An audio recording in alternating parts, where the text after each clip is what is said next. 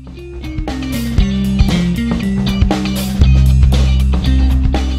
to the InCred podcast. With the ever-increasing number of women joining the active working force in the country, it is imperative that women consciously start planning their finances. And to discuss this very topic today, we have with us Mrs. Bhuvanaa Shreeram. She's an MBA graduate and she found herself in a crunch of having funds despite having a well-paid job and everything else that she could desire.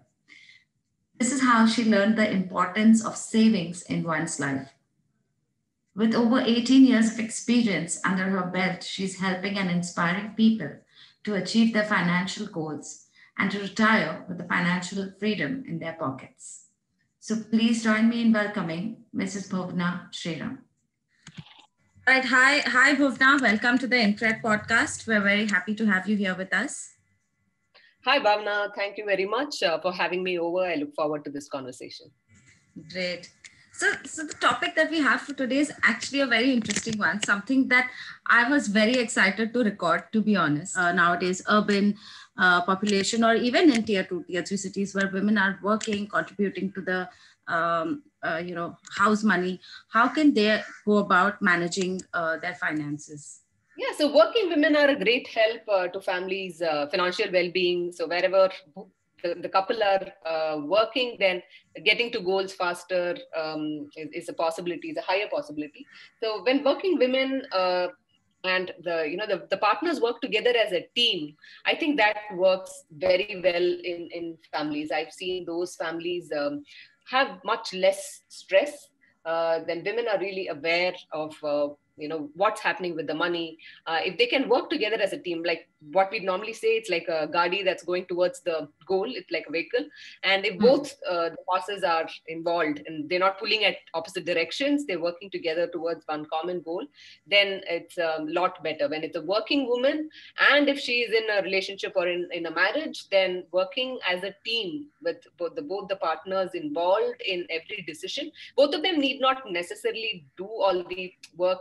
They don't have to sign all the checks together, but if they're involved in the decision making, it's of great help, as a family for them to get ahead financially. So working women getting involved in their family's finances is not only working women generally getting involved in family finances is very, very mandatory. Any specific instruments that would work well for women who are working, making a good chunk of money per month? How can they split this money? Any instruments that work better for them? Any sort of investment advice that you would have? Not delving into particular names, but at a macro level, any sort of advice that you have for such women? Okay, so I'm not jumping into making investments as yet because investments come much, much later. Management of money is a little more beyond the purview of investments. So it starts with just basic budgeting. What's really happening to your money? Are you in control of where is your money going? So that's important for the family to understand. So starting from grassroots levels as budgeting, estimating where my money should go and keeping a track of whether we're following the budget. The next level is where you're if you have loans, you're paying off those loans and you're optimally putting use to the money that you're earning, because your earning span is going to be limited, right? So, you probably earn for 30, 35 years and then you live another 40, 45 years, right? So it's very important that smart management of your incomes is done even before jumping into investments, paying off your loans and, avoiding credit cards and getting into those kind of lifestyle expenses, and also on getting insurances in place, so and having a proper risk management system in place. Once all of this is done is when you start talking about how to invest the surplus. You've earned the right to start talking about investments. You first take care of the bird in hand before going after the birds in the bush. So in emergency planning, having a risk plan, paying off your loans, keeping control of your expenses comes much before investments. But when it comes to investments, there are a few women related investments. Some banks have special bank accounts for women, and there are insurance policies specifically for women. But very frankly, I don't think it's very different. It does not have to really be different. It's the men, women, all of them should understand how money works, because the color of the money is green. It doesn't change for a man or for so true. It does the same thing, right? So I don't think it has to be any different for women. So they have to still follow the same process of keeping a budget, managing ring fencing, managing risks, and then fixing goals, investing for goals specifically, and planning for their retirement. So it's the process that both men, women should follow. And if they are in a relationship and they are together, it's great to have common goals and put the money together and work as a team. Okay. And what about, there are a lot of married women who still want to look after their parents, if they can't be present physically. How about that? What would be your suggestion on that? Yeah, so married man or a woman wanting to take care of their parents is a good thing. I don't really see how that should be different for a woman. But as you rightly point out, that in our society, the woman moves out of the house and goes to her husband's house, and then taking care of the parents is still considered. It's an uncomfortable conversation, but it's a great idea to have this conversation with the spouses and see how you're going to be involved. Whatever, whether you're contributing financially or not, for older people, it's a great idea if the youngster is involved. Just understand where is the money lying, how are they getting interest, how are they using their money, who is nominated in all the investments, do they have a will, do they have sufficient health insurances. So if they're just involved in their parents' financial life, whether they're contributing to it or not is another thing. But it's a good idea to be involved, because people get older, they tend to forget, they're not aware of the latest available facilities and the frauds. So I would recommend both men, women to be involved in their families, their parents' financial life, whether they're contributing to it or not, because these days there are too many options, too many opportunities for things going wrong. So their well-being will be well taken care of if the youngsters are involved. Okay. Another thing which I thought would be good to discuss is investing in assets which are not which are sort of immovable sort of assets, like real estate, gold. Many people invest in different kinds of metals. I'm just curious is that a wise choice? Okay, so I know it's very subjective, but yeah, wanted someone's take who's been there for decades now. So in investment planning I think is a very specialized subject. So where you will invest your money is subject to a few things. Number one is, what kind of liquidity needs do you have? How much returns do you need? Let's say, for example, you have little money to meet a big goal and you have very little time to go. You will need to take some risks so that you can, get higher returns. If you can afford to not take risks, you don't have to take risks. If you have liquidity needs, let's say you need the money in the next 3 years, you won't go and buy a 5-year investment. Right. So that is also a consideration. And your own understanding of various investment options, the risks involved. So people only look at returns. I'm getting higher returns, so should I go and invest in it? But returns is only one side of the coin. The other side of the coin is the risks that are involved. So do you understand the risks? Do you know the journey that you will go through if you make these investments? So I think investment planning is a very specialized subject. I would recommend for everyone to get an investment advisor and don't try to wing this yourself, because It's a I mean, how do I say this? It's a high stake decision, right? If it's a small stake decision, let's say if it's just a headache, I would probably just go to the medical shop and pop in, take a Saradon and pop it in. But if it's a heart surgery, I would go to a specialist, right? Yeah. If I'm investing for my retirement or if I'm investing for my children, it's a high stake investment, right? So if something goes wrong, then I be set back a few years. I'd rather take some help than try and wing it myself. So investment planning, for people to just listen to somebody who doesn't know their life and doles out investment advice and just follow it. I'm not a big fan of doing something like that. You need to have somebody who understands your situation, knows what your background is, what your requirement for money will be, how much risk you can afford to take, and then design an investment plan for you. And it can involve gold, and can involve real estate, it can involve equities, it can, you can have all kind of asset classes in your investment portfolio, but everything has its place. So it's a great idea to think this through, have a plan, and then make those investment decisions. Okay, great, fair enough. I think that makes a lot of sense. Yeah.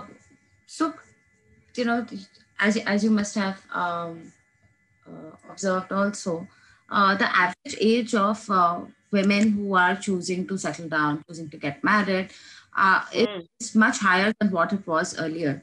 So you will, in fact, find many women who are in their late 20s, who are in their early 30s, or even in their late 30s, who choose not to get married or who are not married. So for that's and fortunately, from what I have seen, these are women who are making now good is a subjective term, but they're making enough for them to be able to enjoy a certain lifestyle, but also save at the same time and perhaps invest. So keeping such a template in mind, if you had to just chalk out a game plan for this segment, just a few pointers in terms of how they can go about managing their money, what would those pointers be? So single women are a growing segment, as you see. Single, urban, independent, well-earning, successful women. So for independent women, for single independent women, one important thing that they have to remember is that their earning life and then their post-earning life, they be by themselves, right? So focus on like long-term care, retirement plan, is very critical. So if there has to be a template for them, it will simply be that they have enough emergency money, because in case of an emergency, they have all of themselves, and some kind of somebody in the family who's aware of what to do in case of an emergency. That's very critical. And the next level is they have certain goals for themselves and start putting money away, because just because they're single and they don't have liabilities or they don't have family responsibilities, I do see a lot of women not being very careful with their money. Their money comes in return for very precious time that you give, right? For many people in a salaried job, it's your time that you're trading for money, and time is a limited source, right? So I would only recommend that you give money its due respect and understand what's coming in life, what kind of goals are there, what kind of needs will arise, and then have a plan to put money away, create emergency plans, get enough insurances, create a retirement corpus, create long-term care, and also very importantly, write wills. So for single women who have a lot of money, they have the assets that they have built, they have homes, they have loans, they have money lying in the bank or in investments. What's going to happen to it if something happened to them? You don't want legal hassles for your not immediate family anymore, right? It's either a sibling or maybe an old parent whose gen have to take care of it, right? So having a will also be very, very important. Whatever the age, doesn't matter, right? So these are a few things that I would very strongly recommend high on a single women plan. Great. I think that's some really great advice. Before we sort of close for today's topic, this is something that I'm personally very curious about, because I myself invest. And this is an advice, you know how it is with investments, right? Like there are many people who will come and give you advice even when you don't ask for it. So this is this is one advice which I've got from literally everyone. And बहुत से लोग ये बोलते हैं, अरे आपको पैसे invest करने हैं तो आप एफडी मत करिए, FD is a waste. So is FD really a fixed deposit? Is that really a wasteful or not such a smart investment move? So that this is interesting, right? At one point in time, FD was everything. Don't break your FD. Yeah. If something happens, also keep I your know. Yes, right? I know this. Yeah. If money is lying in FD and money is lying in mutual funds, you'll say, take the money from mutual funds. FDs go, keep it. Don't break it. So times have changed. So I mean, every instrument has its place. So there are good things about them. There are not so good things about them. A fixed deposit gives you a lot of sense of control, sense of certainty. So it's got its place, right? And it's easily liquidatable. But investments elsewhere. So alternates to fixed deposits, people will talk about putting money in equity, right? Putting money in equities, buying gold, stuff like that. They have their own challenges also. You put money in equity, and if markets crash and you really need the money at that point in time, you will not even get the capital that you've invested. But if you're putting in equities for the long term, you're buying into mutual funds or whatever you're doing for the long term, then it's got its place. Right. So fixed deposits or any asset class for that matter, any investment decision for that matter, Bhavna, you will look at 3 or 4 things, right? You'll say, I want very high returns. I want very low risk. I want complete liquidity. I want low cost of management, and I want tax efficiency. Right. So that's what you'll say, right? High risk, high returns, low risk, high liquidity, low cost, and if possible, no tax at all. But unfortunately, there is not one instrument that caters to all this requirement. You will have to do a mix and match. Right? You have to build a portfolio which has various assets that will meet various needs. So depending on what you're investing for, if you're investing for something that's happening in the next 3 months or 1 year, a fixed deposit is probably a much better idea than anything else. But if you're investing for retirement that's, let's say, 20 years away, then a fixed deposit is probably a bad idea. Because the reason why you're putting money away for retirement is to be able to hold the purchasing power of your money. And the fixed deposit returns don't necessarily give you those kind of returns. So it's a decision that you will make based on what your requirements are. So many people make investment decisions looking outside, looking at the market, looking at the return, right?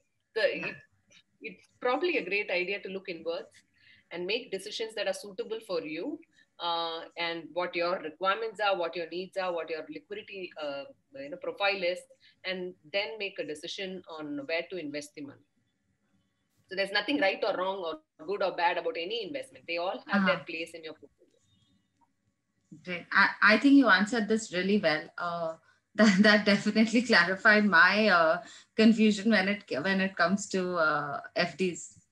Great. Yeah. I think, Bhuvanaa, we've had quite a fruitful conversation. If there is actually, before I leave it all to you, I'm just curious, who takes the investment decisions in your household?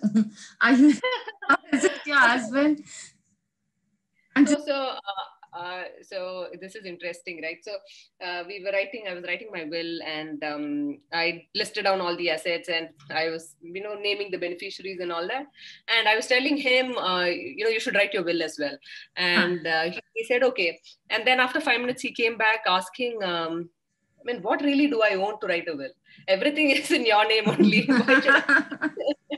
So, and I take care of investments in my house, but we are involved. So there's no decision that is taken without him being aware of what we're doing and having his concurrence to the decision. Whether it's a simple budget for the month saying this is where we are going to spend our money, to this is the insurance that we are going to buy, or this is an investment we are going to make, or this is how we're going to repay the loan. Every decision is discussed. We are involved in the decision making, but I sign off the check. So that's how it happens. Just because he's very busy, I'm relatively jobless. So just convenience sake, otherwise. It was a great conversation. If there are any parting thoughts that you would like to leave us with before we end the podcast, please go ahead. If there's any advice, anything you'd like to leave the audience with. Okay, so because you're talking women and money, I'd like to give 3 great reasons why women have to be involved in the money decisions of a family. Number one, the family moves ahead much faster when the women are involved.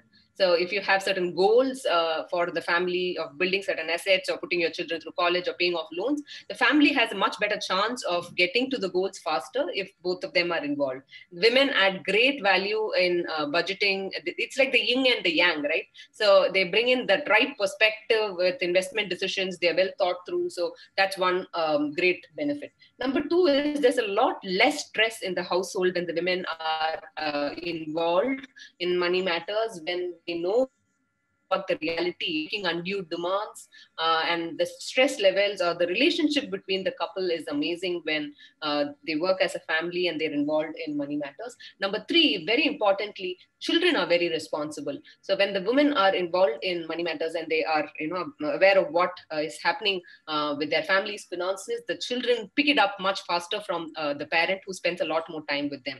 So if we want to bring up money responsible children, then it's very important for the women to be involved. It's a very important aspect of parenting, teaching your children, because it's the most common commodity that they will be using in their adult life, and it's important that the parents, that schools don't do anything about it. It leaves everything in the parents' hands to teach your children about being responsible with money. So very good reasons for women to be involved, and I look forward to having look forward to seeing more women being involved. There are amazing fund managers in our industry who are women, who beat all the men fund managers hands down. We have to start seeing women getting involved at every family level in financial decisions. And that, I think, will take our country to another level in terms of financial security of individuals and the kind of contribution that they can make to the society. That is so true. Great. Thank you so much, Bhuvanaa. I think it's just been an absolute delight having this conversation with you. Thank you, Bhuvanaa. Thank you.